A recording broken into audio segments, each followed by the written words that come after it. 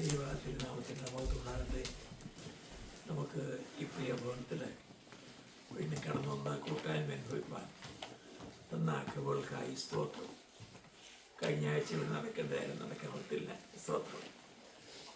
ദൈവകൃപ ആയി നമ്മളെ സൂക്ഷിക്കുന്ന വിധങ്ങളെ ഓർത്ത് ഞാൻ ദൈവത്തെ സ്തുതിക്കുന്നു. കടന്നു വന്ന എല്ലാവർക്കും കർത്താവിൻ്റെ വിലയേറിയ ദാസനെ ഓർത്ത് പ്രത്യേകം പ്രാർത്ഥിക്കുന്നു. ഇന്നലെ രാത്രിയിൽ 3 മണിക്കാണ് ചെന്ന് കടന്നത് എന്ന് അദ്ദേഹം ഫോൺ ചെയ്ത് പറയുണ്ടായി. അതേ ഉറക്കമില്ലാത്ത സമയങ്ങളൊക്കെ ആയിരുന്നു. ദുഃഖത്തിൻ്റെ വേദനയുടെ വാർത്തകളൊക്കെ നമ്മൾ കേൾക്കുമ്പോൾ നമ്മുടെ ഹൃദയത്തിൽ ഒരു വലിയ ഭാരമുണ്ട്. പ്രത്യേകിച്ച് നമ്മുടെ പ്രിയപ്പെട്ടവരൊക്കെ ലോകത്തിൽ നിന്ന് മാറ്റപ്പെടുമ്പോൾ സ്വാഭാവികമായി മാനുഷികമായ വേദന നമുക്കുണ്ടാകാറുണ്ട്. അതെല്ലാവർക്കും ഉണ്ടാകും.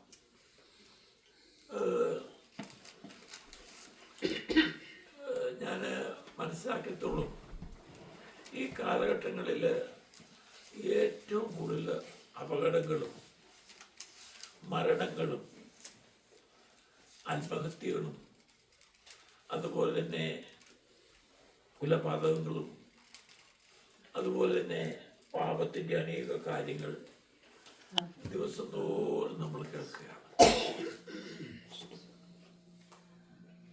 എന്നാൽ നമുക്ക് കർത്താവ് തരുന്ന ലൈഫ് ഏറ്റവും പ്രധാനപ്പെട്ടതാണ് എന്ന് നമ്മൾ കാണുന്നു. ഞാൻ ദൈവത്തെ സ്തുതിക്കുകയും വാഴ്ത്തുകയും ചെയ്യുന്നു. നമുക്ക് ഈ ലോകത്തിലൊരു ജീവിതമേ ഉള്ളൂ. അതെപ്പോൾ തീരും നമുക്കറിയത്തില്ല. എപ്പം തീർന്നാലും നമ്മൾ ഇനിയും കർത്താവിനോടുകയായിരിക്കും. ആ പ്രത്യാശ നമുക്ക് തരുന്നതുകൊണ്ട് നമ്മളിവിടെ ഭയപ്പെട്ട കാര്യമില്ല ജീവിതാംശം.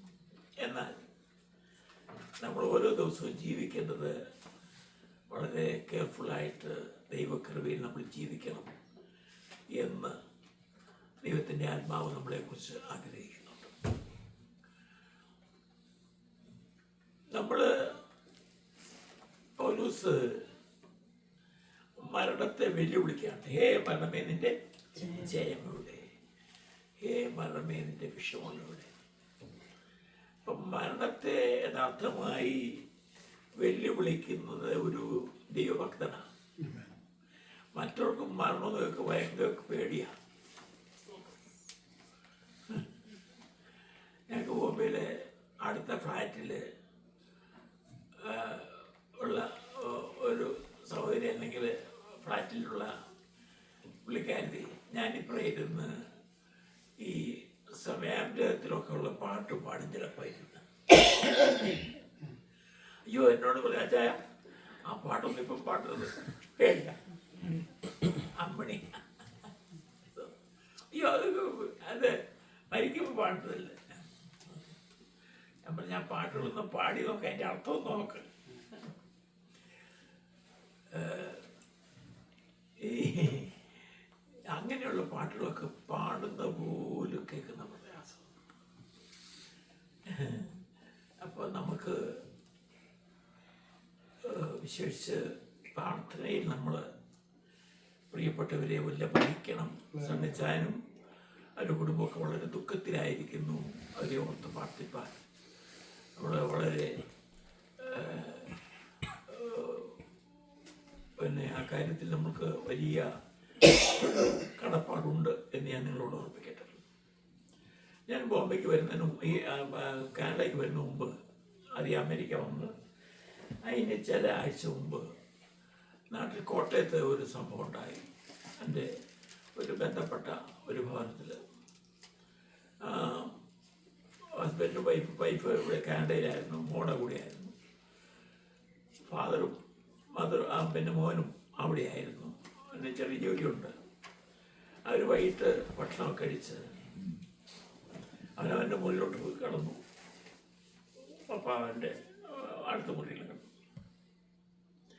നേരം വെളുത്തിട്ട് പയ്യൻ എഴുന്നേറ്റില്ല. ഉറങ്ങായിരിക്കും വിചാരിച്ചു. 8 മണി കഴിഞ്ഞിട്ടും കണ്ടില്ല, എഴുന്നേറ്റില്ല. പിന്നെ ഞാൻ കുറച്ചുകൂടെ കഴിയിട്ട് 9 മണിയായി നോക്കിയപ്പോൾ ആള് പോയി. നല്ലൊരു ചെറുപ്പക്കാരൻ. അപ്പം മരണം ഏത് സമയത്തും സംഭവിക്കാം. ഞങ്ങൾ കേട്ട മോളെ നേരെ ചെന്നു. അപ്പോൾ ഞാൻ പറഞ്ഞതിൻ്റെ കാര്യം, ഇന്ന് നമ്മൾ കടന്നു, നാളെ എഴുന്നേറ്റില്ലെങ്കിൽ ഒന്ന് നിശ്ചയിക്കാൻ വഴിയാണ്. അതുകൊണ്ട് ഓരോ ദിവസവും നമ്മൾ റെഡിയാകുക, നമുക്ക് കർത്താവിനോട് ചേരുവാനുള്ള ആഗ്രഹത്തോടെ ജീവിക്കുക എന്നുള്ളത്. ഞാൻ ഈ ദിവസങ്ങളൊക്കെ ദൈവത്തിൻ്റെ വചനം വായിച്ചപ്പോൾ എന്നെ ധൈര്യപ്പെടുത്തിയൊരു കാര്യം, കർത്താവിൽ നിന്നും പൗലോസിൽ നിന്നും ചില കാര്യങ്ങൾ നമ്മൾ പഠിക്കാനായിട്ട് വളരെയുണ്ട്. ആ പഠനത്തിൽ ഒന്നാമത്തെ ഒരു വിഷയം പ്രാർത്ഥനാ ജീവിതമാണ്. കൊലോസ്യ ലേഖനം നമുക്ക് നിൽക്കാം. കൊലോസ്യൻസ്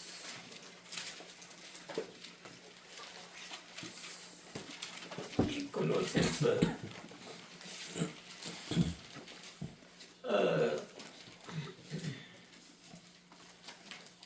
AD 64 എഴുതിയതാണ്. കൊലോസ്യയിൽ പൗലോസ് പോയിട്ടില്ല.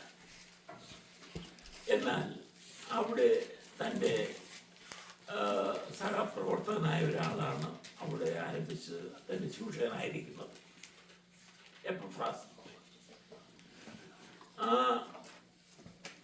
അദ്ദേഹത്തിന് കേട്ട കാര്യങ്ങൾ കൊണ്ട് താൻ അവർക്ക് ഒരു ലേഖനം എഴുതുകയാണ് ചെയ്തത്. ഈ ലേഖനത്തിൽ സ്തോത്രം പ്രധാനമായിട്ട് എഫേസ്യൻസ് എഴുതിയിരിക്കുന്നത് ചർച്ച് ഓഫ് ക്രൈസ്റ്റ് ആണ്, ചർച്ച് ഓഫ് ക്രൈസ്റ്റ്. എന്നാൽ കൊലോസ്യയിലെ ലേഖനത്തിൽ നമുക്ക് കാണുന്നത് ക്രൈസ്റ്റ് ഓഫ് ദ ചർച്ച് എന്നാണ്. മറ്റത് ചർച്ച് ഓഫ് ക്രൈസ്റ്റ്, ഇത് ക്രൈസ്റ്റ് ഓഫ് ദ ചർച്ച്. അതായത് എഫേസസ് ഫോക്കസ് ചെയ്യുന്നത് on the body, Ephesus focus on the body, and Colossians focuses of the head. അപ്പം ബോഡി എന്ന് പറഞ്ഞാൽ കർത്താവിൻ്റെ ശരീരമാകുന്ന സഭയെക്കുറിച്ചും, മറ്റേത് കർത്താവിനെ കുറിച്ചും, കർത്താവിൻ്റെ തലയാകുന്ന കർത്താവിനെ കുറിച്ചുമാണ് കൊലോസിയൻസ് എന്ന് നമുക്ക് കാണാൻ കഴിയും. നന്ദിയോട് സ്തോത്രം. അപ്പോൾ ഇത് രണ്ടും നമ്മൾ പഠിക്കുമ്പോൾ ബോഡിയും അതുപോലെ തന്നെ തലയും, ആ തലയോടനുസരിച്ചുള്ള ബോഡി, അത് തൻ്റെ ശരീരമാകുന്ന സഭ, ആ സഭയ്ക്കും ബോഡിക്കും തമ്മിലുള്ള അഭേദ്യമായ ബന്ധം, ആ തലയിൽ നിന്ന് പറയുന്ന കാര്യങ്ങൾ ബോഡി അനുസരിക്കുന്നു. അങ്ങനെ വളരെ അടുത്ത ബന്ധമാണ് ഉള്ളത്. അതായത് കർത്താവുമായിട്ട് നമുക്ക് നമ്മൾ ബോഡിയിലായിരിക്കുമ്പോൾ, അതിൻ്റെ സഭയിലായിരിക്കുമ്പോൾ നമുക്ക് ഏറ്റവും അടുത്ത ഒരു ബന്ധമാണ്. മനസ്സിലാക്കാം. അപ്പം ഇതിൽ തന്നെ 4 അധ്യായങ്ങളുള്ളതിൽ ഒന്ന് ഫസ്റ്റ് പോർഷൻ ദ ഡോക്ട്രിനലാണ്. 1 മുതൽ 1-2 അധ്യായങ്ങൾ. 3-4 അധ്യായങ്ങളിൽ സെക്കൻഡ് പോർഷൻ പ്രാക്ടിക്കലാണ്. മനസ്സിലായോ?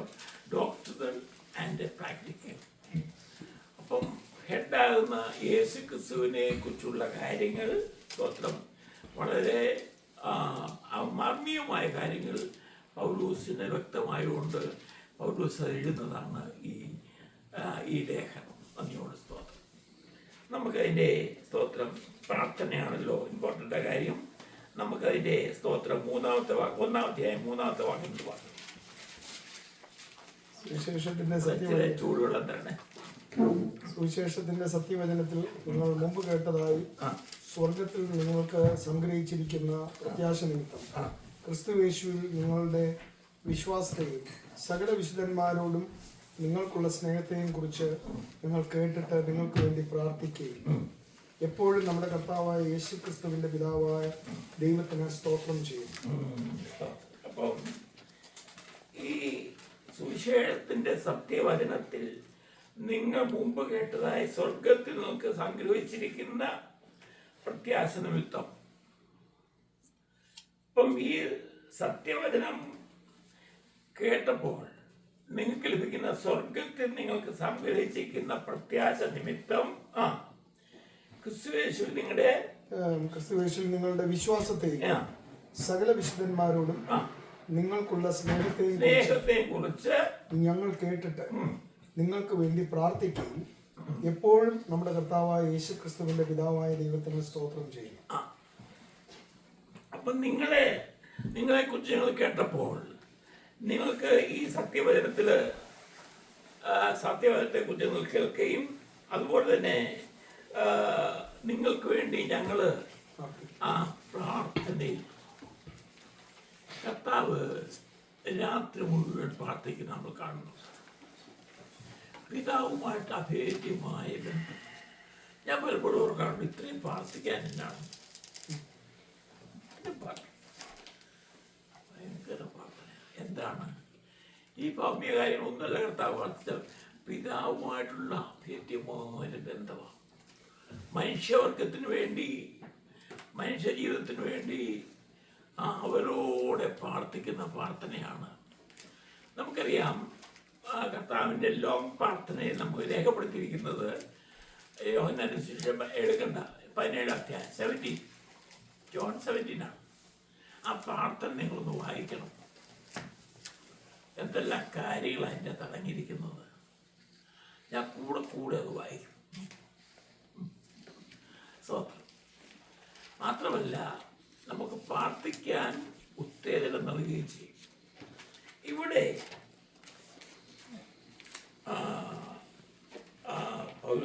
ഓർപ്പിക്കുകയാണ്, പിതാവായ ദൈവത്തിന് നിങ്ങൾ സ്തോത്രം പറയുകയാണ് ചെയ്യുന്നത്. പ്രാർത്ഥന ഓർത്തിട്ട് എന്നിട്ട് പറയുന്നു, ആ സുവിശേഷം സർവ്വലോകത്തിലും എന്ന പോലെ നിങ്ങളുടെ അടുക്കലും എത്തി. നിങ്ങൾ ദൈവകൃപയെ യാഥാർത്ഥ്യമായി കേട്ടറിഞ്ഞ നാൾ മുതൽ നിങ്ങളുടെ ഇടയിൽ എന്ന പോലെ സർവ്വലോകത്തിലും ഫലം കായ്ച്ചു വർദ്ധിച്ചും വരണം. അപ്പോൾ നമ്മൾ ഈ സുവിശേഷം കേൾക്കുമ്പോൾ വാസ്തവത്തിൽ നമ്മളിൽ ഫലം ഉണ്ടാകണം, ഫലം കായ്ക്കണം. അത് മാത്രമല്ല ആ ഫലം വർദ്ധിച്ചും വരണം. വളരെ ലളിതമായിട്ട് നമുക്ക് ചിന്തിക്കാം ഈ വചനങ്ങളൊക്കെ. നന്ദിയോടെ സ്തോത്രം.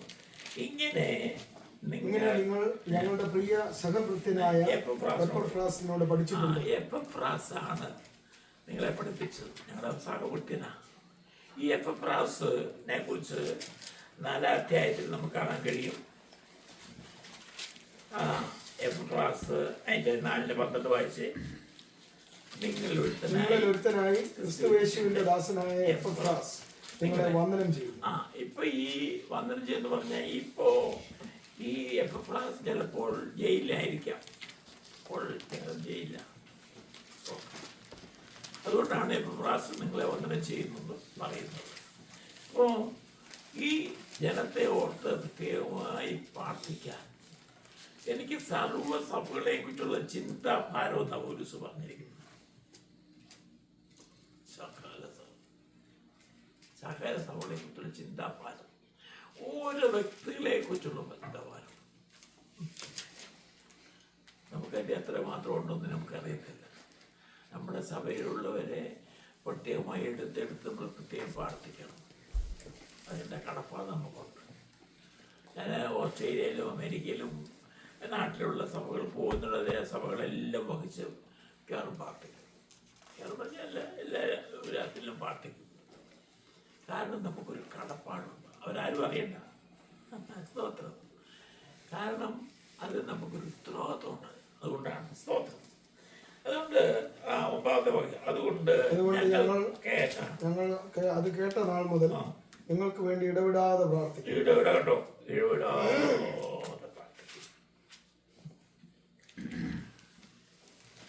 നമ്മുടെ മക്കളെ കുറിച്ച് നമ്മൾ നല്ലത് ആഗ്രഹിക്കുന്നുണ്ട്. ഇവിടുത്തെ മോനെ പലപ്പോഴും നോക്കാറുണ്ട്. സഭയിൽ ഓടി നടന്ന് അവൻ ഓരോ കാര്യങ്ങളൊക്കെ ചെയ്യുമ്പോൾ ഞാൻ ഓർത്ത് ദൈവത്തെ സ്തുതിക്കാറുണ്ട്. ഓടി നടന്ന് ഓരോ കാര്യങ്ങളൊക്കെ അത്യാവശ്യം എല്ലാം അവൻ തന്മയത്വത്തോടെ ചെയ്യുന്നത് എനിക്ക് വലിയ സന്തോഷമാണ്. അപ്പം നമ്മൾ Did you understand? You understood that? Yeah. ഒമ്പതാമത്തെ മണിക്കൂർ വായിച്ചേ. അതുകൊണ്ട് ഞങ്ങൾ അത് കേട്ട നാൾ മുതൽ നിങ്ങൾക്ക് വേണ്ടി ഇടപെടാതെ പ്രാർത്ഥിക്കുന്നു. ആ, നിങ്ങൾ പൂർണ്ണ പ്രസാദത്തിനായി കർത്താവിന് യോഗ്യമാവണ്ണം നടന്ന് കർത്താവിന് യോഗ്യമാവും നമ്മൾ നടന്ന് ആത്മീയമായ സകല ജ്ഞാനത്തിലും ആ ആ വിവേകത്തിലും വിവേകത്തിലും അവന്റെ ഇഷ്ടത്തിന്റെ പരിജ്ഞാനം കൊണ്ട് നിറഞ്ഞു വരണമെന്നും കേട്ടോ, വെറുതെ പ്രാർത്ഥിക്കുന്നല്ല. നിങ്ങൾ എന്താണ് കർത്താവിന് യോഗ്യമാവണ്ണം നടന്ന് ആത്മീയമായ സകല ജ്ഞാനത്തിലും വിവേകത്തിലും അവന്റെ ഇഷ്ടത്തിന്റെ പരിജ്ഞാനം കൊണ്ട് നിറഞ്ഞു വരയണം. കേട്ടോ, അടുത്ത വാക്യം. സകല സൽപ്രവൃത്തിയിലും ഫലം കായ്ച്ച് ദൈവത്തെക്കുറിച്ചുള്ള പരിജ്ഞാനത്തിൽ ദൈവത്തെക്കുറിച്ചുള്ള പരിജ്ഞാനത്തിൽ വളരണമെന്നും സകല സഹിഷ്ണുതയ്ക്കും ദീർഘക്ഷമയ്ക്കുമായി അവന്റെ മഹത്വത്തിന്റെ വല്ലഭത്വത്തിനൊത്തവണ്ണം പൂർണ്ണശക്തിയോടെ ബലപ്പെടണമെന്നും വിശുദ്ധന്മാർക്ക് വെളിച്ചത്തിലുള്ള അവകാശത്തിനായി നമ്മെ പ്രാപ്തരാക്കുകയും നമ്മെ ഇരുട്ടിന്റെ അധികാരത്തിൽ നിന്ന് വിടുവിച്ച് തന്റെ സ്നേഹരൂപനായ പുത്രന്റെ രാജ്യത്തിലാക്കി വെക്കുകയും ചെയ്ത പിതാവിന് സന്തോഷത്തോടെ സ്തോത്രം ചെയ്യുന്ന ആകണം. കണ്ടോ, സന്തോഷത്തോടെ സ്തോത്രം ചെയ്യുന്നു. വായിക്കുമ്പോൾ നമ്മള് വിശ്വാസികള് believers are rooted in him, alive in him, hidden in him and complete in him. യേശുക്രിസ്തുവിൽ നമ്മൾ പറഞ്ഞിരിക്കുകയാണ്. യേശുക്രിസ്തുവിൽ നമ്മളായിരിക്കും. നമ്മുടെ റൂട്ട് എന്ന് പറഞ്ഞ യേശുക്രിസ്തുവാണ്. നന്ദിയോട് സ്തോത്രം. നമ്മൾ യേശുക്രിസ്തു നമ്മൾ ജീവിക്കുന്നു. ഇത് വളരെ ഇമ്പോർട്ടൻ്റ് ആയ കാര്യമാണ്. ഈ കാര്യത്തെക്കുറിച്ച് യഥാർത്ഥമായ കാഴ്ചപ്പാട് ലഭിക്കണമെങ്കിൽ നമ്മൾ പുറകിൽ പ്രാർത്ഥിക്കണം. ഞാൻ പറയും, നമ്മുടെ കുഞ്ഞുങ്ങൾക്ക് നമ്മൾ കാഴ്ചപ്പാട് കിട്ടണമെങ്കിൽ നമ്മൾ അവർക്ക് വേണ്ടി പ്രാർത്ഥിക്കണം. കർത്താവേ, ഞങ്ങളുടെ കുഞ്ഞുങ്ങൾ ദൈവകൃപയെ ജീവിക്കണം. അവർ ഈ ദൈവത്തിൻ്റെ വചനങ്ങൾ അറിയണം. അവർ ദൈവത്തിൻ്റെ വചനം മനസ്സിലാക്കണം. അങ്ങനെ അവർ ജീവിക്കണം. അങ്ങനെ അവർ ഭാവിയിൽ അനുഗ്രഹപ്രദമായി തീരണം എന്ന് നമ്മുടെ ഉത്തരവാദിത്തം പ്രാർത്ഥിക്കണം.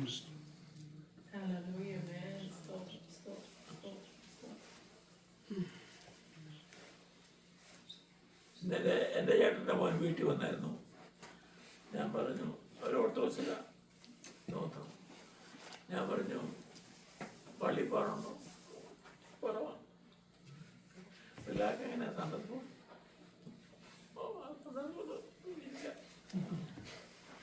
ഞാൻ പറഞ്ഞു, പള്ളിയപ്പോൾ പറഞ്ഞു, ഞങ്ങൾ ചർച്ചോട്ട് പോവാ, ഇവിടെ സൺഡേ സ്കൂളുണ്ട്. ഈ കുഞ്ഞുങ്ങളെ ഭാരം നടക്കേണ്ട വഴി അവനെ അഭ്യസിപ്പിക്കുക. അവന് കൊടുത്താനായാലും അഭ്യസിപ്പിക്കേണ്ട കടമ അപ്പൻ്റെ അമ്മയുടെയും ചുമതലയാണ്. ഞാൻ പറയുന്നത് വല്യമ്മയുടെയും കൂടെ പിള്ളേരെ തള്ളിവിടരുത്. ഞാൻ പറയുന്നത് അവരെ വേണ്ടവണ്ണം ശിക്ഷിക്കുമോ? അവരെ ശിക്ഷിക്കുക. വല്യപ്പോഴും തള്ളിവിടരുത്. നമ്മുടെ കഷ്ടതയിലും നമ്മുടെ പ്രയാസത്തിലും നമ്മുടെ ബുദ്ധിമുട്ടിലും നമ്മുടെ മക്കൾ നമ്മുടെ കൂടെ ആയിരിക്കണം. അവരെ ശിക്ഷിച്ച് വളർത്തണം. അവരെ ശാസിക്കേണ്ട കടമയുണ്ട്. വല്യമ്മയെ ശാസിക്കുകയില്ല. മോനെ, ഞാൻ 10 മാസം കൊണ്ട് ആദ്യം ബോംബെ താമസിച്ചപ്പോൾ ഒരു ഫ്ലാറ്റ് ബുക്ക് ചെയ്ത് അത് കിട്ടുന്ന താമസിച്ചു. ഞാൻ ജിമ്മിനെ കൊണ്ട് നാട്ടിൽ അമ്മയുടെ കൂടെ ആക്കി. ഒരു 10 മാസം ഫ്ലാറ്റ് കിട്ടിയപ്പോൾ കൊണ്ടുവന്നു. 10 മാസം കഴിഞ്ഞ് എന്തൊരു നിർബന്ധമായിരുന്നു അവിടെ വീട്ടിൽ. എന്തൊരു നിർബന്ധം! നാട്ടിൽ അങ്ങോട്ട് പോകണം, ഇങ്ങോട്ട് പോകണം. അന്നേരം ഞാൻ പഠിച്ചു. ഇനി ഓരോരുത്തര കുഞ്ഞുങ്ങളോട് ഞാൻ കൊടുക്കുക.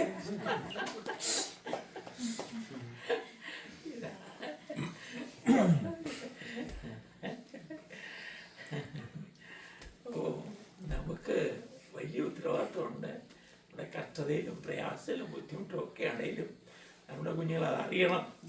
അറിഞ്ഞ് സ്തോത്രം ബുദ്ധിമുട്ട് അറിഞ്ഞ് ജീവിക്കുക ഏറ്റവും നല്ലത്. സ്തോത്രം. അതുകൊണ്ട് അവരുടെ ഭാവി ഒക്കെ മനസ്സിലാവും. മറ്റുള്ളവരുടെ കഷ്ടതയും പ്രയാസവും ബുദ്ധിമുട്ടൊക്കെ മനസ്സിലാവും. അതിനാൽ ഞാൻ ദൈവത്തെ സ്തുതിക്കുകയും ദൈവത്തെ മഹത്വപ്പെടുത്തുകയും ചെയ്യുന്ന നന്ദിയോട് സ്തോത്രം. ഇവിടെ വീണ്ടും നമ്മൾ വായിക്കുമ്പോൾ ചില കാര്യങ്ങളിലൂടെ ഞാൻ ഓർപ്പിക്കട്ടെ. സ്തോത്രം. ഹല്ലേലൂയ.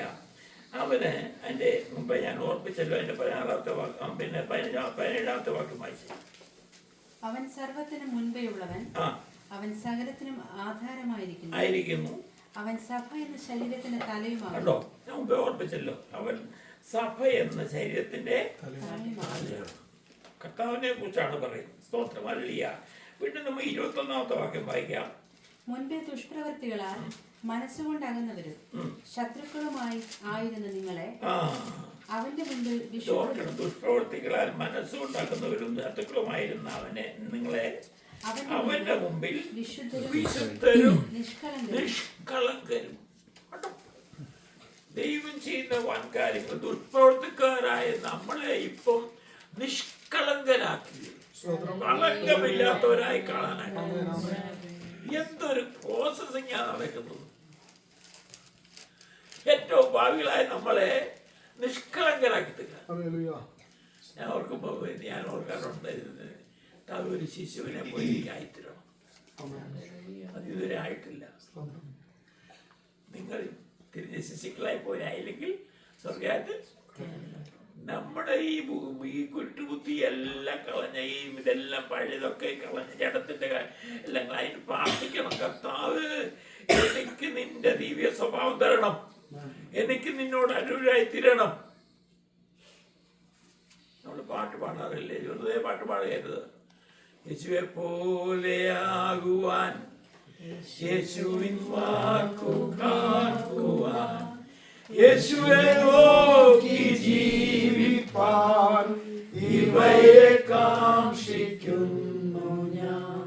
യേശുവെ നോക്കി ജീവിപ്പാൻ ഇവയെ കാക്ഷിക്കുന്നു ഞാൻ. ഉറപ്പിക്കുന്നേ നാഥാ, നിറയ്ക്കായെന്നെ ശുദ്ധാത്മാ, ക്രിസ്തൻ മഹത്വത്താലെ ഞാൻ മുറ്റും നിറഞ്ഞു ശോഭിപ്പാൻ. ക്രിസ്തൻ മഹത്വത്താലെ ഞാൻ മുറ്റും നിറഞ്ഞു ശോഭിപ്പാൻ. നാഗർ സാഹിബ് എഴുതിയ പാട്ടാണ്. എത്ര ആഴമുള്ള പാട്ടാണ്. യേശുവെ പോലെ. അപ്പം നമ്മുടെ ലൈഫ് ടൈമിൽ ഓരോ ദിവസവും നമ്മൾ ആ കർത്താവിനോട് അടുത്തുള്ള ഒരു അനുഭവത്തിൽ ജീവിക്കുകയാണെങ്കിൽ നമ്മൾ രൂപാന്തരം വന്നുകൊണ്ടേയിരിക്കും. ഇതൊരു പ്രസംഗമല്ല, രൂപാന്തരം വരണം.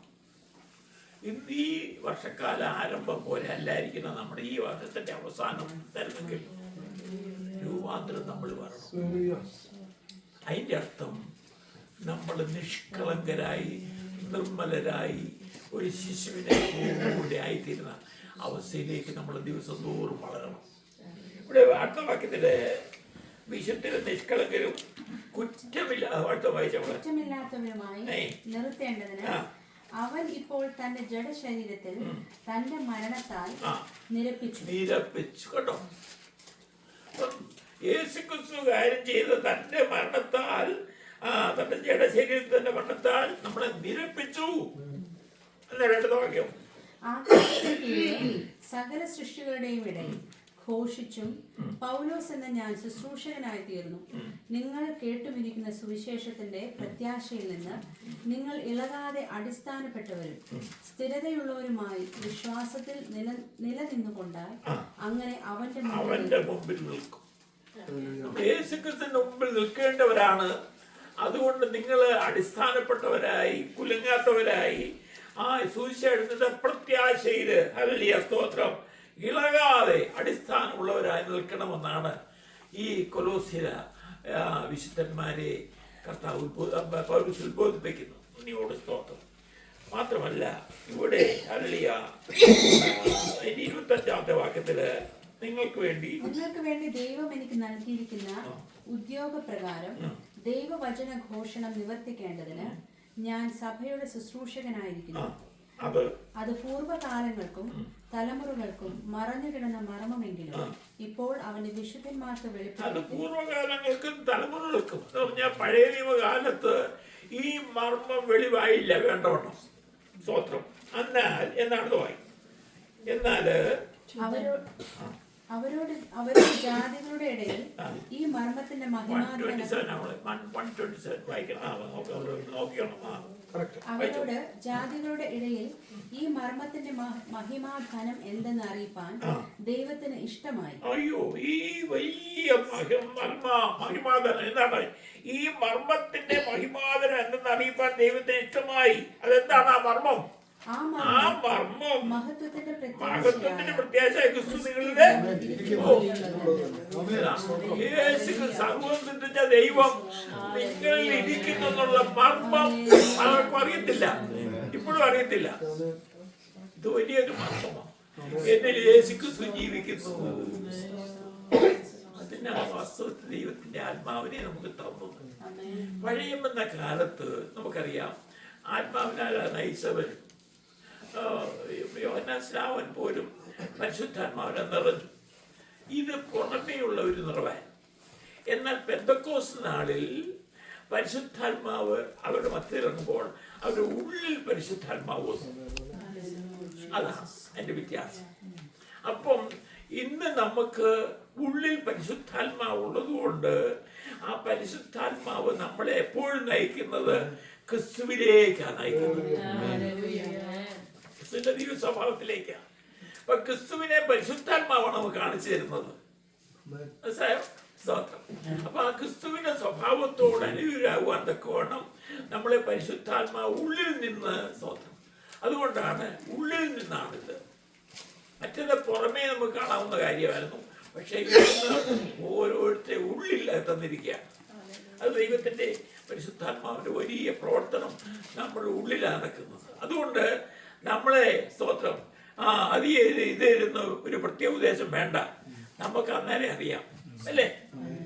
നമ്മുടെ മനസ്സാക്ഷി അറിയാം, ഇത് ചെയ്യരുത്, അത് പറയരുത്, ഇത് ചെയ്യരുത് എന്ന് പരിശുദ്ധാത്മാവ് നമ്മുടെ ഹൃദയത്തിൽ നമ്മളെ ഉത്ബോധിപ്പിക്കും. നന്ദിയോട് അതുകൊണ്ട് അല്ലിയ.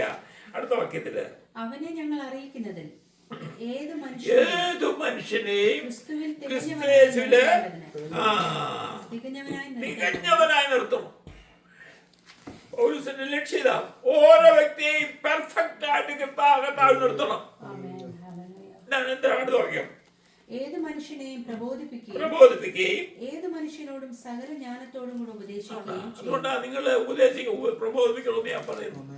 സഹോദരന്മാരെ പ്രബോധിപ്പിക്കണം എന്ന് പറയുന്നത് വെറുതെ അല്ല. ഏത് മനുഷ്യനെയും പ്രബോധിപ്പിക്കുകയും ഏത് മനുഷ്യനോട് സകല ജ്ഞാനത്തോടെ ഉപദേശിക്കുകയും ചെയ്യുന്നു. അടുത്ത വാക്യം. അതിനായി ഞാൻ എന്നിൽ ബലത്തോടെ വ്യാപരിക്കുന്ന അവന്റെ വ്യാപാര ശക്തിക്ക് ഒത്തവണ്ണം പോരാടിക്കൊണ്ട് അധ്വാനിക്കുന്നു. അതുകൊണ്ട് എന്നില് വ്യാപരിക്കുന്ന അവന്റെ വ്യാപാര ശക്തിക്ക് ഒത്തവണ്ണം പോരാടിക്കൊണ്ട് അധ്വാനിക്കുന്നു. ഇതാണ് പോരാട്ടം. കാരണം നിങ്ങൾക്കിത് വെളിപ്പെട്ട് കിട്ടണമെങ്കിൽ ഇതിന്റെ പുറകിൽ പ്രാർത്ഥന വേണം, ഒരു പോരാട്ടമുണ്ട്.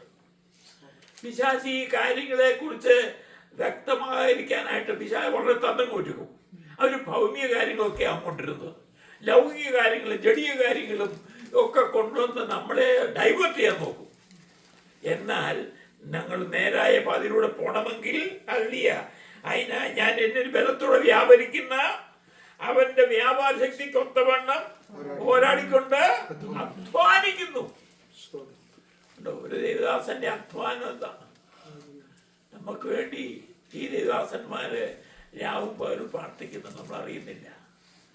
കാരണം സ്തോത്രം, ഒരാൾ പോലും പോകരുത്, ഒരാൾ നഷ്ടപ്പെട്ടു പോകരുത്, ഒരാൾ ദൈവങ്ങളിൽ നിന്ന് പോകരുത്, ഒരാൾ തളർന്നു പോയി ക്ഷീണിച്ചു പോകരുത്, എല്ലാവരും ആത്മീയമായി വളരണം. ഇതെല്ലാം നമ്മൾ പ്രാർത്ഥിക്കുന്ന വിഷയങ്ങളാണ്. സ്തോത്രം, ഹല്ലേലൂയ. നമ്മൾ അറിയുന്നില്ലെന്നേ ഉള്ളൂ. സ്തോത്രം, ഹല്ലേലൂയ. അതുകൊണ്ട് സ്തോത്രം, നമുക്ക് വീണ്ടും വായിക്കാം. വീണ്ടും പോരാട്ടത്തെ കുറിച്ച് തന്നെ പൗലോസ് പറയുന്നുണ്ട്. 2-ാമത്തെ അധ്യായം കൂടെ വായിച്ചേ.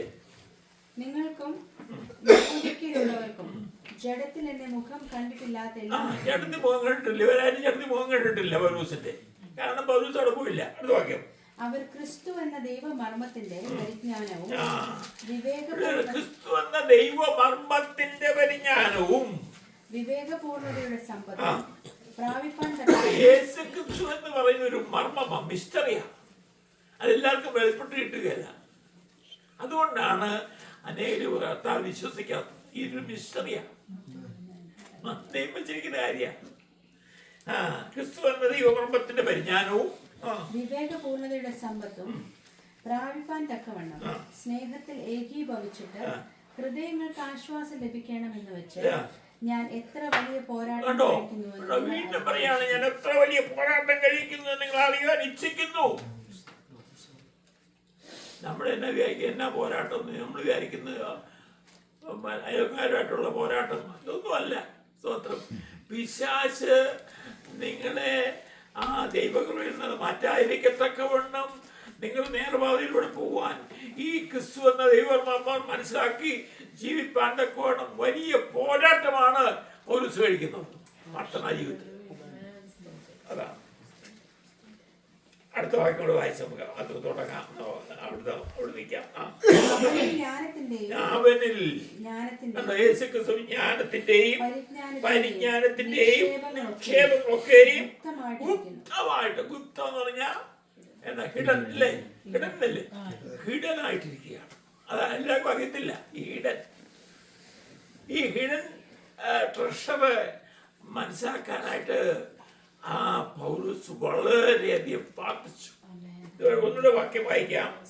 ആ വാക്യം തന്നെ, അവനിൽ ജ്ഞാനത്തിന്റെയും നിക്ഷേപങ്ങൾ ഒക്കെയും ഗുപ്തമായി ഹിഡനായിട്ടിരിക്കുന്നു. അടുത്ത വാക്യം, വശീകരണ വാക്കുകൊണ്ട് ആരും നിങ്ങളെ ചതിക്കാതിരിപ്പാൻ ഞാനിത് പറയുന്നു. ഞാൻ ശരീരം കൊണ്ട് ദൂരസ്ഥനെങ്കിലും ആത്മാവ് കൊണ്ട് നിങ്ങളോട് കൂടെയുള്ളവനായി. ശരീരം കൊണ്ട് ഇപ്പൊ അവരെ കണ്ടില്ലല്ലോ, സ്തോത്രം. ശരീരം കൊണ്ട് ദൂരസ്ഥനെങ്കിലും ആത്മാവ് കൊണ്ട് നിങ്ങളുടെ കൂടെയുള്ളവനായി. അതെങ്ങനെ നോക്കുന്നു, ശ്രദ്ധിച്ചിട്ടുണ്ടോ? ശരീരം കൊണ്ട് ദൂരസ്ഥന, ഇപ്പൊ ആത്മാവ് കൊണ്ട്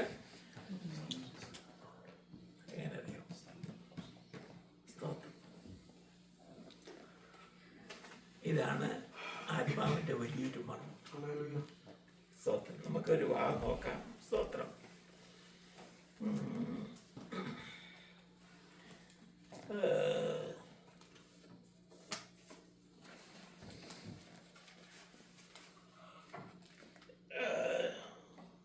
രണ്ട് പോയത് 5-ാം അധ്യായം 2-ന്റെ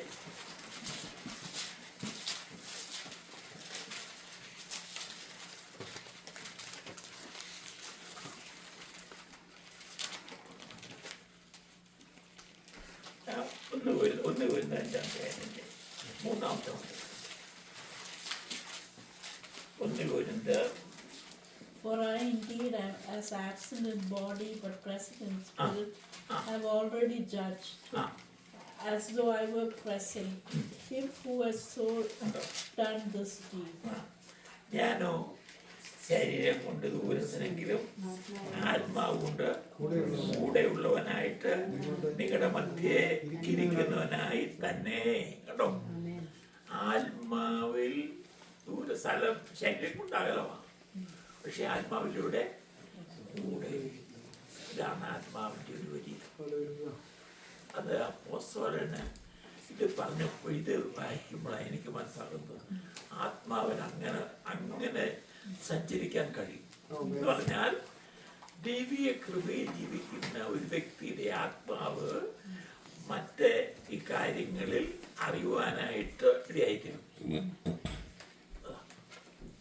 അവർക്ക് ഒന്നുകൂടെ വായിച്ച് ശരീരം കൊണ്ട് ഞാനോ ശരീരം കൊണ്ട് ദൂരസ്ഥനെങ്കിലും ആത്മാവ് കൊണ്ട് കൂടെയുള്ളവനായി. ആത്മാവ് കൊണ്ട് കൂടെയുള്ളവനായി നിങ്ങളുടെ മധ്യേ ഇരിക്കുന്നവനായി തന്നെ. നിങ്ങളുടെ മധ്യേ ഇരിക്കുന്നവനായി തന്നെ. അപ്പൊ അവിടെ ദുഷ്കർമ്മം ചെയ്തതിനെ കുറിച്ചാ ആ സഭയിൽ. എന്നാൽ സഭ താൻ ആരംഭിച്ച ഒരു സഭയാണ്. എന്നാൽ ഇവിടെ താൻ ആത്മാവിൽ അവരോടുകൂടി തനിക്ക് മനസ്സിലാക്കാൻ കഴിയും. അതുകൊണ്ടാണ് താൻ ലേഖനം എഴുതുന്ന പല കാര്യങ്ങളും ബോധ്യമായതുകൊണ്ടാണ് അവർക്ക് എഴുതുന്നത്. സ്തോത്രം. നമ്മൾ വിചാരിക്കുന്ന ആരും അറിയില്ലോ എന്ന് വിചാരിക്കല്ലേ, പക്ഷെ ആത്മാവിന് അറിയാത്ത കാര്യം വല്ലതും ഉണ്ടോ? ഒന്നുമില്ല. അല്ല, ആ ശരീരം കൊണ്ട് ദൂരസ്ഥനാ, പക്ഷെ ആത്മാവില് കൊലോസ്യ ലേഖനത്തിൽ അത് തന്നെയാണ് പറയുന്നത്. നമുക്ക് വീണ്ടും വരാം, കൊലോസ്യ ലേഖനത്തിലേക്ക് വരാം. സ്തോത്രം. ഇവിടെ സ്തോത്രം അല്ലയ്യ വായിച്ച കൊലോസ്യ ലേഖനം. ആ, ഞാൻ ശരീരം കൊണ്ട് ദൂരസ്ഥനെങ്കിലും ആത്മാവ് കൊണ്ട് നിങ്ങളോട് കൂടെയുള്ളവനായി നിങ്ങളുടെ ക്രമവും ക്രിസ്തുവിൽ നിങ്ങൾക്കുള്ള വിശ്വാസത്തിന്റെ സ്ഥിരതയും കണ്ട് സന്തോഷിക്കും. ഇവിടെ സന്തോഷിക്കും. അവിടെ ആത്മാവിൽ ദുഃഖിക്കുക ചെയ്തു. കാരണം നമുക്കറിയാം അവിടുത്തെ ജീവിതത്തെക്കുറിച്ച് ഞാൻ വിവരിക്കുന്നില്ല. ഇവിടെ ഇവരുടെ ക്രമം കണ്ടിട്ട് എന്താണ്? നിങ്ങൾക്കുള്ള വിശ്വാസ സ്ഥിരതയെ കണ്ട് ഞാൻ സന്തോഷിക്കുന്നു ആത്മാവിൽ. അപ്പൊ ദൈവത്തിന്റെ ആത്മാവ് ദുഃഖിക്കാനും ദൈവത്തിന്റെ ആത്മാവ് സന്തോഷിപ്പാനും ഇടയായിത്തീരുന്നു എന്ന് പറഞ്ഞാൽ എന്താണ്? നിങ്ങളുടെ പരിശുദ്ധാത്മാവിനെ ദുഃഖിപ്പിക്കരുന്നല്ലേ പറഞ്ഞു അല്ലേ? നമ്മളുള്ള ദൈവത്തിന്റെ ആത്മാവ് ദുഃഖിക്കാനിടയാകാതെ വണ്ണം നമ്മൾ ജീവിക്കണം. അതാണ് നമ്മുടെ മനസ്സാക്ഷി വിട്ടൊരു കാര്യം പോലും നമ്മുടെ സംസാരത്തിലോ നമ്മുടെ ഇടപാടിലോ നമ്മുടെ പെരുമാറ്റത്തിലോ നമ്മുടെ കൊടുക്കൽ വാങ്ങിലോ പണപരമായ കാര്യത്തിലോ അല്ലെങ്കിൽ ഏത് കാര്യത്തിലാണേലും ദൈവത്തിൻ്റെ മുൻപാകെ നമ്മൾ ചെയ്യണം. അല്ലെങ്കിൽ നമ്മൾ തന്ന ആത്മാവ് ദുഃഖിക്കായി. ആത്മാവ് പറയും നോ എന്ന് പറഞ്ഞാൽ നോ ആയിരിക്കും. നമ്മളിൽ നിന്ന് തെറ്റുകണ്ട ആത്മാവ് പറയും ഇത് തെറ്റ്, ഈ പറഞ്ഞ കാര്യം തെറ്റ്, വേറെ ആരും ഒന്നും പറയണ്ട. എന്നോട് പറഞ്ഞിട്ടുണ്ട്. അതുകൊണ്ട് അതനുസരിക്കുകയാണെങ്കിൽ ദൈവാത്മാവിന്റെ പ്രവർത്തനം പിന്നെയും നമ്മളുണ്ടാവും. ഇല്ലെങ്കിൽ അതുകൊണ്ടാണ് അനേര് ഈ ദൈവകൃപ കുറഞ്ഞു. ഞാൻ നിങ്ങളോട് പറയട്ടെ, ഒരു ഭക്തന്റെ ജീവിതം എന്ന് പറയുന്നത് പ്രകാരമായിരിക്കണം. ഈ നമ്മൾ ഫ്ലൈറ്റ് ടേക്ക് ഓഫ് ചെയ്യുന്നവരായിരിക്കണം. അത് റൺവേയിൽ കൂടി ഓടി ഓടി ഓടി ഓടി ഓടി അവസാനം ശക്തിയോടെ ഓടി ഫുൾ അല്ലേ ഈ ഭൂമി വിടുകയായിരുന്നു അല്ലേ? അതുപോലെ ആയിരിക്കേണ്ട ഒരു ഭക്തന്റെ ജീവിതം. ഇവിടെ ഓടി ഓടി ഓടി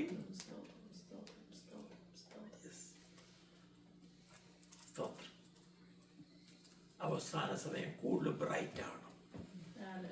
ഒരു ശിശുവിനെ പോലെ ആയിരുന്നു. ജനാനകളൊക്കെ നമുക്കുണ്ട് അല്ലേ? പുറമേയുള്ള ക്ഷീണിക്കും, അകമേയുള്ള നാൾക്ക് നാൾ ദുഃഖം ഭാവിക്കണം. നാൾക്ക് നാൾ ദുഃഖം ഭാവിക്കണം. നമ്മൾ ഈ ലോകം വിട്ടുപോകുമ്പോ ഫുൾ സ്തോത്രം ശക്തോടെ ആയിരിക്കണം എന്ന് പറഞ്ഞാൽ നമ്മുടെ പ്രത്യാശ അങ്ങനെ വളരണം. അല്ലേ? നമ്മുടെ ലൈഫും നമ്മുടെ ജീവിതവും നമ്മുടെ പ്രത്യാശയും വളർന്നു വരുന്തോറും കർത്താവിന്റെ സമയത്ത് കർത്താവ് എടുത്തോളും. അല്ലല്ല, അതിനെ കുറിച്ച് ഞാൻ പറയുന്നില്ല എപ്പോഴാണെന്ന്, അത് കർത്താവിന് അറിയാം. സ്തോത്രം ആ സമയം.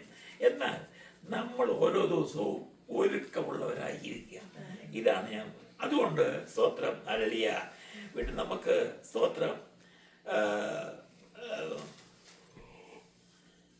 ഇവിടെ നമുക്ക് അതിന്റെ 12ാമത്തെ വാക്യം 2:12 വായിച്ചു.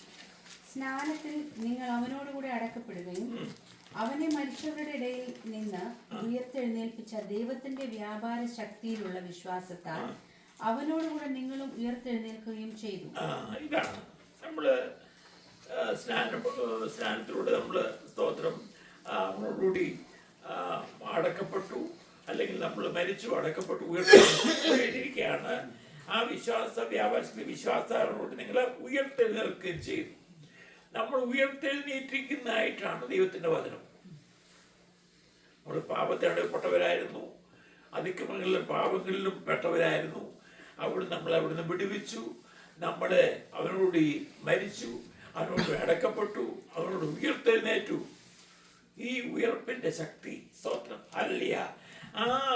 ആ ഉയർപ്പ് നമ്മുടെ ജീവിതത്തിൽ അനുഭവമാക്കുന്നെങ്കിൽ 3-ാം അധ്യായത്തിൽ 1-ാം വാക്യം വായിച്ച് 1:1.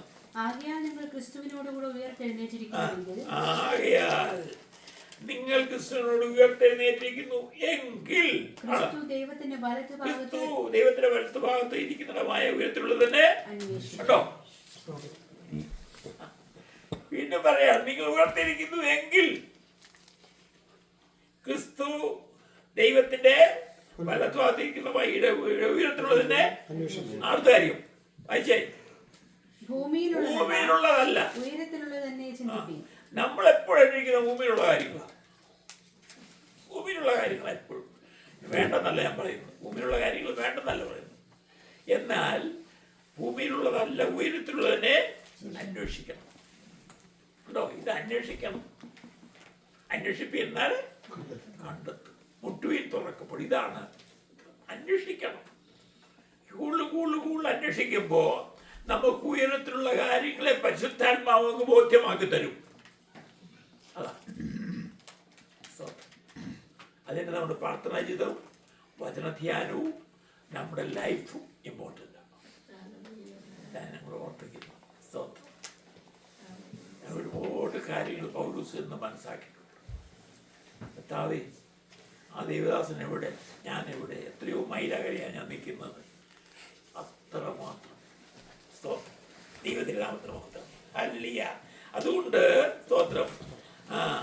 അടുത്ത വാക്യം നിങ്ങൾ മരിച്ച് നിങ്ങളുടെ ജീവൻ ക്രിസ്തുവിനോടുകൂടെ ദൈവത്തിൽ മറഞ്ഞിരിക്കുന്നു. നമ്മുടെ ജീവനായ ക്രിസ്തു വെളിപ്പെടുമ്പോൾ നിങ്ങളും അവനോടുകൂടെ തേജസ്സിൽ വെളിപ്പെടും. നമ്മുടെ ജീവനായ ക്രിസ്തു വെളിപ്പെടുമ്പോൾ നിങ്ങൾ അവനോട് തേജസ്സിൽ വെളിപ്പെടും. ഇങ്ങനെയുള്ള വ്യക്തി തേജസ്സിൽ വെളിപ്പെടാൻ പോവുകയാണ്. ഞാൻ ഓർപ്പിക്കട്ടെ, നമുക്കൊരു ലൈഫേ ഉള്ളൂ ഈ ലോകത്തിൽ. അത് കളഞ്ഞൊളിക്കാനുള്ളതല്ല, അത് ഈ ലോകത്തിന് വേണ്ടി ചെലവിടാനുള്ളതല്ല. നമുക്ക് ആവശ്യമുണ്ട്, നമുക്ക് ആവശ്യം ജോലിയുണ്ട്, ആവശ്യമുണ്ട്, സാമ്പത്തിക ആവശ്യങ്ങളുണ്ട്, മറ്റു കാര്യം പോക്കുവരവുണ്ട്, വാഹനം ആവശ്യമായി, എല്ലാം ആവശ്യമാണ്. അതെല്ലാം ദൈവം അറിയുകയും ചെയ്യുന്നു, തരികയും ചെയ്യും. പക്ഷേ നമ്മുടെ മോട്ടോ അതാണോ? ആണോ? അല്ല. അതാണ് ഓർപ്പിക്കുന്നത്. നന്ദിയോട് സ്തോത്രം. ആകയാൽ 5-ാമത്തെ വാക്യം, ആകയാൽ ദുർനടപ്പ്, അശുദ്ധി, അതിരാഗം, ദുർമോഹം, അത്യാഗ്രഹം ഉണ്ടോ? അത്യാഗ്രഹം വിഗ്രഹാരാധന പോലെയാ. അത്യാഗ്രഹം ഇങ്ങനെ ഭൂമിയിലുള്ള അവയവങ്ങളെ മരിപ്പിപ്പീൻ. ഇത് പൊങ്ങും, ഇത് മരിക്കണം. ഉയർത്തിരിക്കുന്നത് പറഞ്ഞിട്ട് പിന്നെ പറയാണ് നിങ്ങൾ മരിപ്പിപ്പീന്ന്.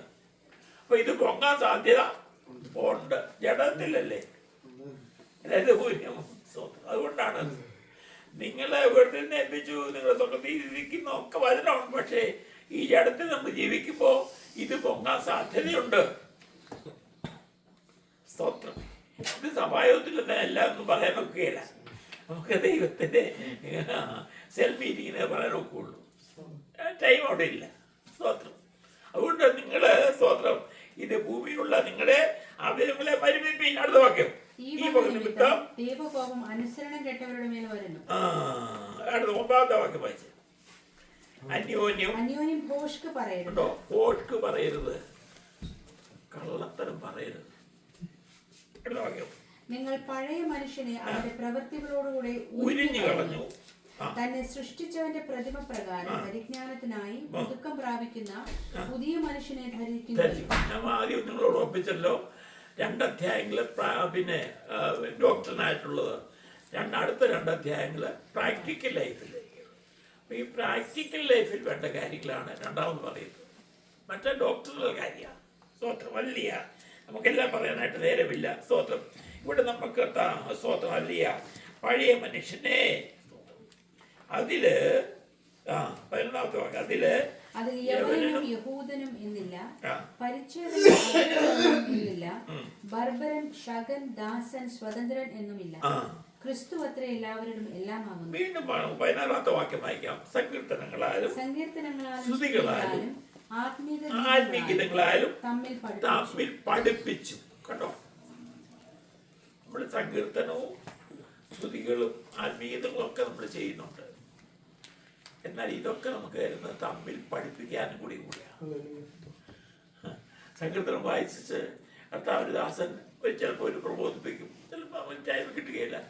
എല്ലാവരെയും നമുക്ക് ഭവിഷ്യടിയുണ്ട്. സ്തോത്രങ്ങളിൽ നമ്മിൽ പഠിപ്പിച്ചും ബുദ്ധി ബുദ്ധി ഉപദേശിച്ചും നന്ദിയോടെ നിങ്ങളുടെ നന്ദിയോടെ നിങ്ങളുടെ ഹൃദയങ്ങളിൽ ദൈവത്തിനെ പാടിയും ഇങ്ങനെ ക്രിസ്തുവിന്റെ വചനം ഐശ്വര്യമായി സകല ജ്ഞാനത്തോടും കൂടെ നിങ്ങൾ വസിക്കട്ടെ. ഈ വാക്യങ്ങളൊക്കെ ഒരു പ്രത്യേക ശ്രദ്ധിക്കണം കേട്ടോ. അല്ല, ക്രിസ്തുവിന്റെ വചനം ഐശ്വര്യമായി സകല ജ്ഞാനത്തോടും കൂടെ നിങ്ങൾ വസിക്കട്ടെ. അടുത്ത വാക്കിനാലോ ക്രിയയാലോ എന്തു ചെയ്താലും സകലം കർത്താവായ യേശുവിന്റെ നാമത്തിൽ ചെയ്തു അവൻ മുഖാന്തരം പിതാവായ ദൈവത്തിന് സ്തോത്രം പറഞ്ഞുകൊണ്ടിരിപ്പീൻ. ഞാൻ അടുത്ത കാര്യങ്ങളൊന്നും അതിനെ ഓർപ്പിക്കുന്നില്ല. ഭാര്യമാരെ കുറിച്ചും ഭർത്താക്കന്മാരെ കുറിച്ചും പിതാക്കന്മാരെ കുറിച്ചും ഒക്കെ അടുത്ത കാര്യങ്ങൾ നമുക്ക് നിങ്ങൾക്ക് അറിയാവുന്നതല്ല. യജമാന്മാരെ എല്ലാം കൂടെ. എന്നാൽ വീണ്ടും 4-ാം അധ്യായത്തിലേക്ക് വരുമ്പോൾ അതിന്റെ 2ാമത്തെ വാക്യം പ്രാർത്ഥനയിൽ ഉച്ചരിപ്പീൻ, സ്തോത്രത്തോടെ അതിൽ ജാഗരിപ്പീൻ, എനിക്ക് ബന്ധന കാരണമായ ക്രിസ്തുവിന്റെ മർമ്മം പ്രസ്താവിപ്പാൻ തക്കവണ്ണം ദൈവം ഞങ്ങൾക്ക് വചനത്തിന്റെ വാതിൽ തുറന്നു തരികയും ഞാൻ സംസാരിക്കേണ്ട വണ്ണം അതിനെ വെളിപ്പെടുത്തുകയും ചെയ്യേണ്ടതിന് ഞങ്ങൾക്ക് വേണ്ടിയും പ്രാർത്ഥിക്കും. അപ്പം ഞങ്ങൾക്ക് വേണ്ടി പ്രത്യേകം പ്രാർത്ഥിക്കണമെന്ന് എന്നോട് പറയാം. കാരണം ഈ വചനത്തിന്റെ വാതിൽ തുറന്നിടുവാൻ സംസാരിക്കേണ്ടപ്പോൾ സംസാരിക്കാൻ ദൈവദാസന്മാർക്ക് വേണ്ടി പ്രത്യേകം പ്രാർത്ഥിക്കേണ്ട കടമ സഭയ്ക്കുണ്ട്. സഭയിലുള്ളവരെ ദൈവദാസന്മാരെ ഓർത്ത് കർത്താവേ ഈ സൺഡേയിൽ ഞങ്ങൾക്ക് ആവശ്യമേറിയ വചനം ദാസന്മാരുടെ കൂടെ ഞങ്ങൾക്ക് ലഭിപ്പാൻ തക്കവണ്ണം അവർക്ക് വേണ്ടി പ്രാർത്ഥിക്കാനായിട്ട് നമ്മൾ കടപ്പെട്ടവരാണ്. നിങ്ങൾ ചെയ്യുന്നുണ്ടോ? ചെയ്യുന്നുണ്ടെന്നാണ് ഞാൻ വിചാരിക്കുന്നത്. ഞാൻ ചെയ്യുന്നുണ്ട്. ഞാൻ ഇവിടുത്തെ 2 ദൈവദാസന്മാരെ ഓർത്ത് എന്നും പ്രാർത്ഥിക്കും. കാരണം അതിൽ കൂടെ ദൈവത്തിൻ്റെ വചനം കേൾക്കണം. അത് സ്തോത്രം സഭയ്ക്ക് വളരെ അനുഗ്രഹമായി തീരണം. നന്ദിയോട് സ്തോത്രം. അതുപോലെ ഹല്ലേലൂയ, സ്തോത്രം, ഹല്ലേലൂയ. വീണ്ടും അതിൻ്റെ 11ാമത്തെ വാക്യത്തിൽ വായിക്കുന്നത് സ്തോത്രം, നിങ്ങൾ തികഞ്ഞവരും ദൈവഹിതം സംബന്ധിച്ചൊക്കെയും 4:12 ഓർട്ടുണ്ട്. ദൈവഹിതം സംബന്ധിച്ചൊക്കെയും നിങ്ങളിൽ ഒരുത്തനായ ക്രിസ്തുയേശുവിന്റെ ദാസനായ എപ്പഫ്രാസ് നിങ്ങളെ വന്ദനം ചെയ്യുന്നു.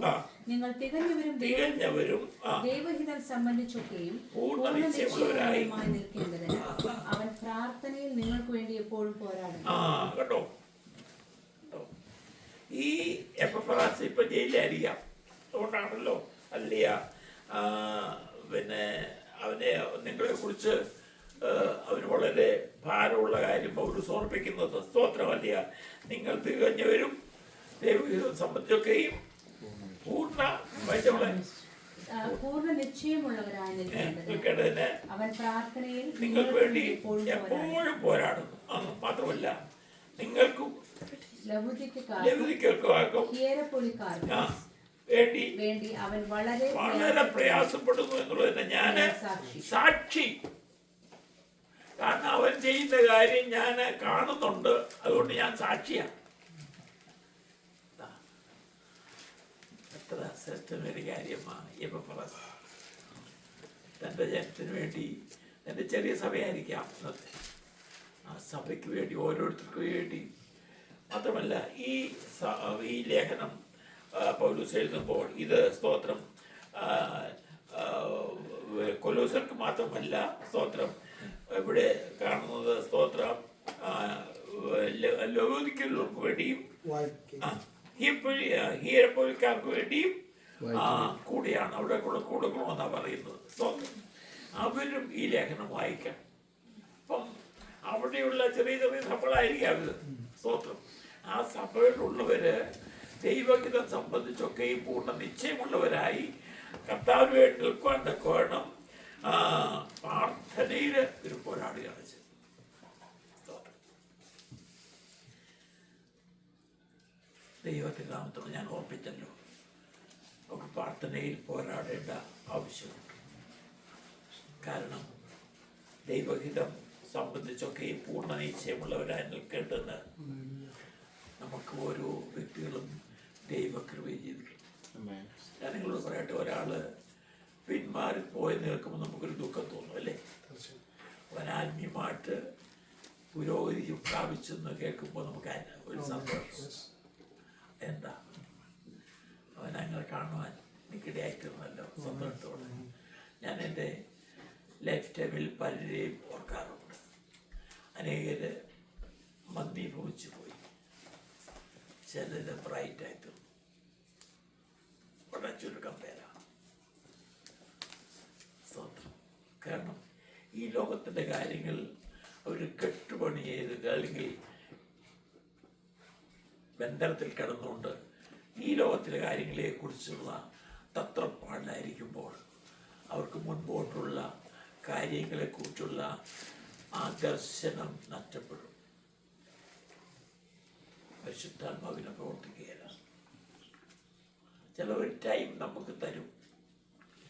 വീണ്ടും അതനുസരിക്കാൻ മുമ്പോട്ട് പോവുകയാണെങ്കിൽ പരിശുദ്ധാത്മാവ് ദുഃഖിക്കും, നമ്മളിലുള്ള പ്രവർത്തനം കുറഞ്ഞു പോകും. പിന്നെ അന്നേരം നമ്മൾ ജഗത്തിൻ്റെ കാര്യങ്ങളും ലോകകാര്യങ്ങളിൽ ലോകമാന്യതയും സ്ഥാനവും മാനവും പ്രശംസയും കസേരയും ഒക്കെ ആഗ്രഹിക്കുന്നു. അതാണ് ദൈവത്തിനുള്ള മാനമല്ല. നമ്മുടെ ഹിഡൻ രഹസ്യ ജീവിതത്തിൽ നമ്മളെങ്ങനെയായിരിക്കുന്നു എന്നുള്ളത് ഏറ്റവും പ്രധാനപ്പെട്ട കാര്യമാണ്. ഇതിനായി നമ്മൾ ഒരു കാര്യം നിങ്ങൾ ഓർമ്മിപ്പിക്കുന്നു, അനേകർക്ക് വേണ്ടി പ്രാർത്ഥിക്കണം. നമ്മുടെ നാട്ടിലുള്ളവർക്ക് വേണ്ടി, ബന്ധപ്പെട്ടവരും രക്ഷിക്കപ്പെടാത്തവരും അല്ലാത്തവരും അതുപോലെ നമ്മൾ കണ്ടുകൊണ്ടിരുന്ന ജീവിതങ്ങളെയൊക്കെ ഓർത്ത് നമ്മൾ പ്രാർത്ഥനയിൽ പോരാ. പ്രാർത്ഥനയാൽ എപ്പോഴും